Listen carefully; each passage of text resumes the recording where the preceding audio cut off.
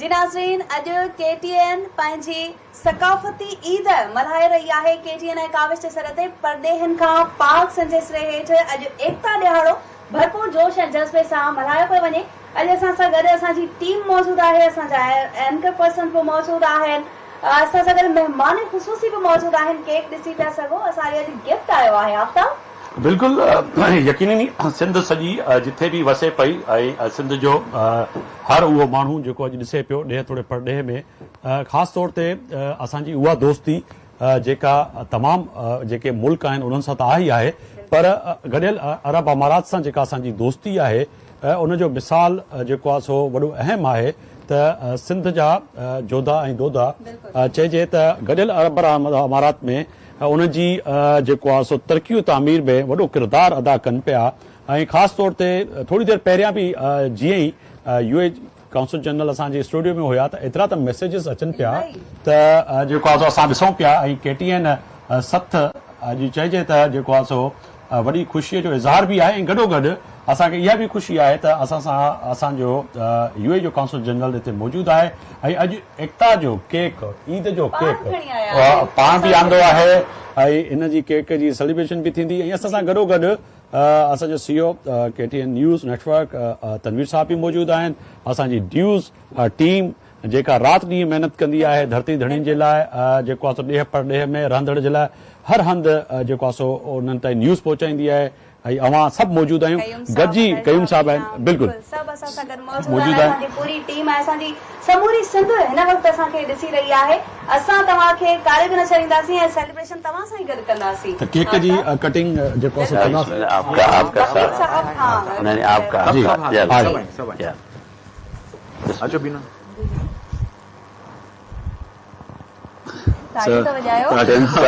बहुत बहुत मुबारक है जी, बहुत शुक्रिया, मुबारक हो जी जी।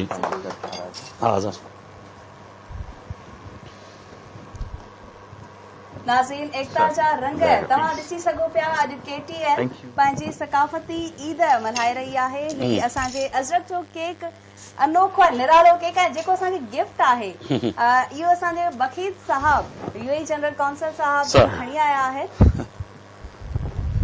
ऐं इहा UAE जी जेका सो मोहबत ऐं जेको तालुक़ु आहे असांजो दोस्ती, उहा चइजे त एतिरी पुराणी आहे।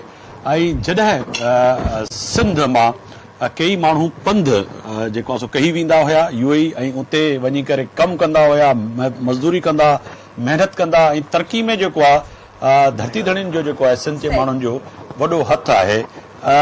वकील साहब, बहुत शुक्रिया आपका कि आज हमारी जो ये ईद थी, मीठी ईद इसको कह सकते हैं सिंध के लोगों के लिए, तो आपने उसमें चार चांद लगा दिए, क्या कहेंगे?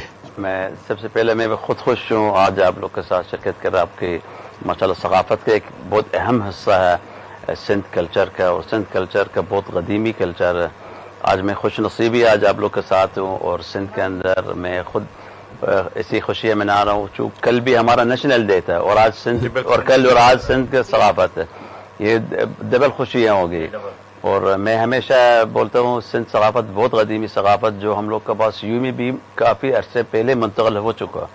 आप लोग का एक मेहमान नवाज है, आप लोग का कपड़ा है, आप लोग का स्टाइल है, चीज़ें हम लोग के पास काफ़ी चीज़ें मुंतकिल हो चुकी।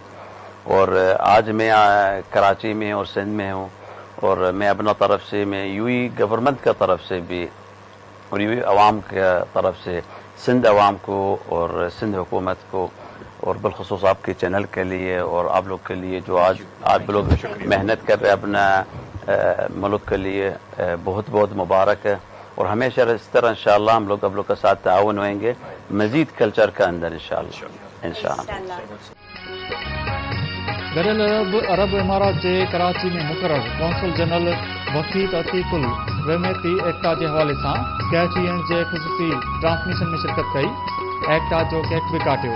वकील अतीकुल रहमती चयो त सिंध जा माण्हू महिमान नवाज़ ऐं तारीख़ी सकाफ़त जा मालिक आहिनि। गॾियल अरब इमारतूं सिंध जे माण्हुनि सां हमेशह गॾु रहियूं आहिनि।